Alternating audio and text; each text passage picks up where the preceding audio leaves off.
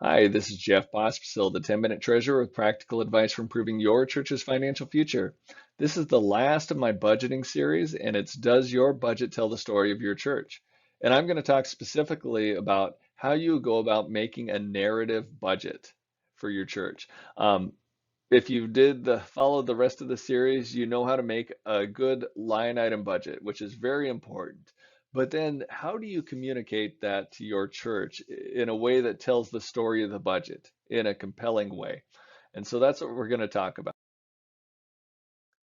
This is a picture of me presenting our budget at the annual meeting back in 2011 or 12. Our annual meeting, we had roughly 500 people in there.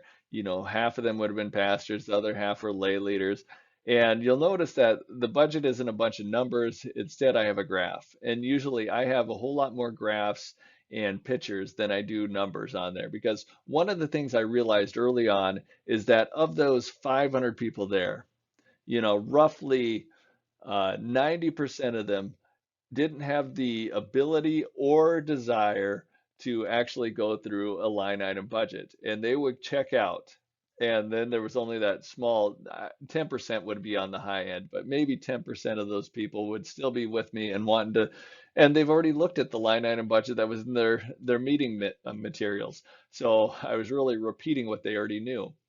So my switch was, how do I engage that other 90% or at least a much greater percentage? So that's when I switched towards showing graphs, showing pictures, trying to tell it in a story format versus just reporting on the numbers. I looked for some good examples of some narrative budgets to just give you an idea to make sure we're on the same page of what we're talking about. You're always going to have your line item budget, and you can make that available at your annual meeting. But something like this is really powerful when you're talking to the 90% that either lacks the ability or the interest in understanding your line item budget. What you'll normally find is a rehearsal of the mission and strategy of the church. And usually you'll have some kind of graph or a graphic to show the breakdown of how everything fits together. So this is the amount we're spending on sharing, serving, growing, connecting, and celebrating. Very common.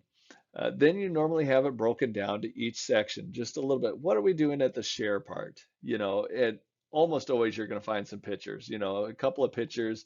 Um, Numbers are important, but normally they're people numbers. They're talking about here nearly 400 people were involved in Upward Sports, which is different than we spent nearly $4,000 on Upward Sports. Totally different. So it's focused more on here's how much we're investing, 24%, which is equal to $114,000.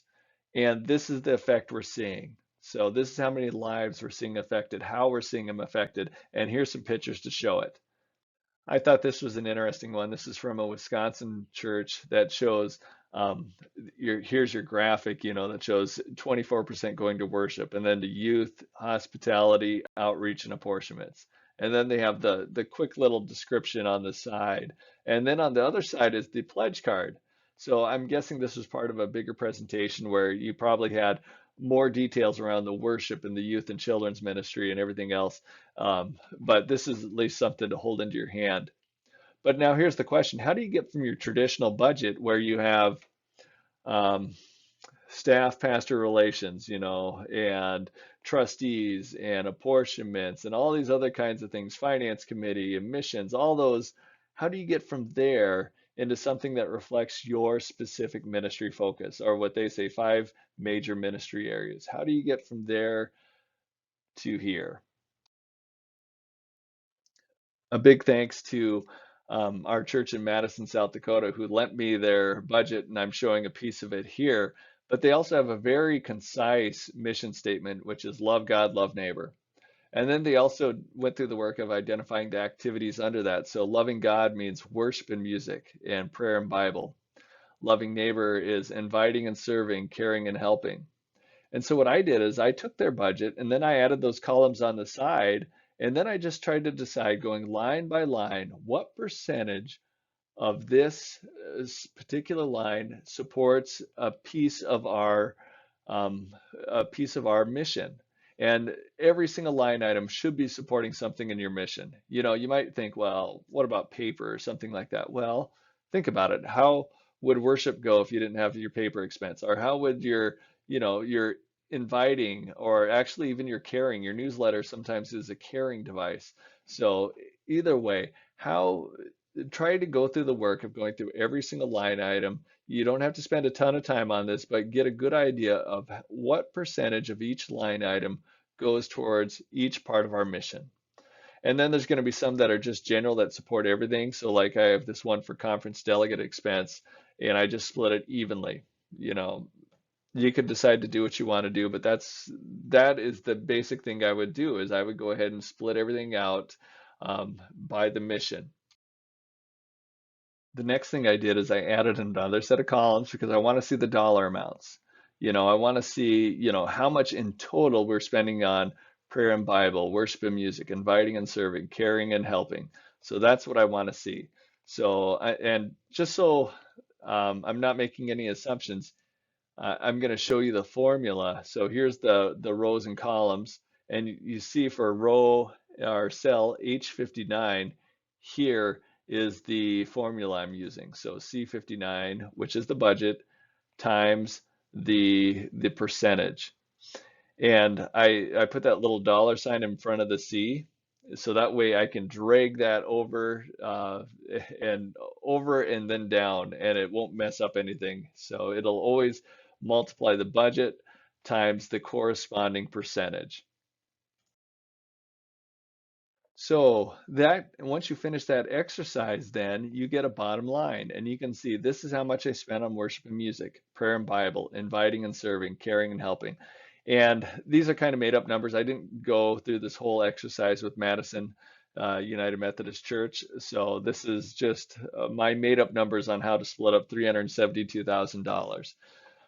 But once you get to that bottom line, then you can actually be able to report that easier. And then the next thing to do is just to turn this into a graph. And I like using a pie graph because it shows how the whole is split up. And again, if you're not an Excel guru, you just go to the insert tab, and then there's an insert chart, and you could highlight the numbers you want, then hit insert chart, and away you go. But it just tells you very clearly 40% of every dollar we receive is going towards worship and music. 26% is going to prayer and Bible. 20% is going to inviting and serving. 14% is going to caring and helping. So it just tells that very clearly in a concise way.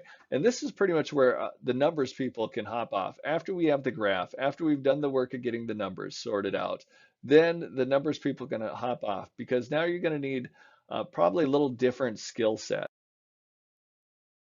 So once you have your pie graph, what you're going to want to do is flesh out around it. And you really want to report on each of those sections. So each of those, in this case, 4 sections: worship and music, prayer and Bible, inviting, serving, and caring and helping.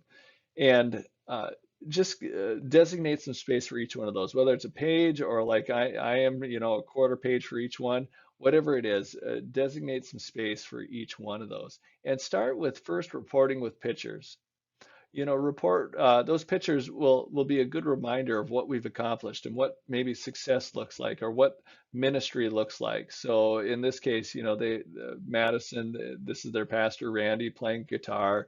This is some random third graders, not even from their church, receiving Bibles. This is the Dairy Queen Miracle Treat Day, which is a huge part of that church, as well as there was flooding in the Madison area. So those were all significant things that happened that the church was part of, except for the third grade Bibles. I made that up. But anyway, those pictures will speak volumes, and then you can fill in the words. And the words are not, this is not your detailed spending plan. If they want to know the details of how you're planning on spending the money, the line item budget should be available to them. They should be able to see that. But this is, if we're going to talk about any numbers, we're going to say, hey, 9 third graders received Bibles, or we helped X number of families during the flood, or worship attendance grew by X amount. Those are the numbers that we're going to report there. More of the people numbers rather than the dollars of our spending plan. And we're also going to want to share our strategy going forward. So especially if there's any major shift within, let's say, worship and music. So maybe we're going to shift more into um, the technology side. We want to make a better online service available. That would be maybe represented there, or whatever your strategy is in terms of going the next step. And what I think is that two huge benefits of going through this narrative budget, even if it's just an exercise, but I think it should be a good tool for you, is first of all, your leaders will all of a sudden see the clear connection between the budget and the purpose of the church. So all of a sudden, the budget, you can see how that relates into the church making some kind of progress towards accomplishing the mission. Every single line item is looked at to see how is it supporting the mission. And we're all of a sudden focusing now on what are the results here. So that's important. That's important to make sure that there's a very clear connection between the money and the mission for the leaders. But then also for the people that receive this almost works like a case statement. This helps me feel comfortable giving to the church because I know when I give that third graders get Bibles. When I give, people are helped in a disaster. When I give, um, uh, you know, whatever it is, it just ties in their mind that their giving isn't just there is a return on their investment in your church, and it's one of those um, kind of eternal returns, in that the world is a better place because I'm investing in your church, and I can see how, I can hear how. So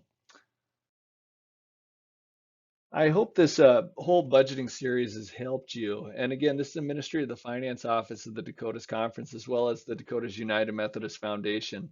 And you can find more of our resources at www.dakotasumc.org. And just a reminder that we are all about being connected like a family in this great mission of making disciples of Jesus Christ, our Lord and Savior. Until next time.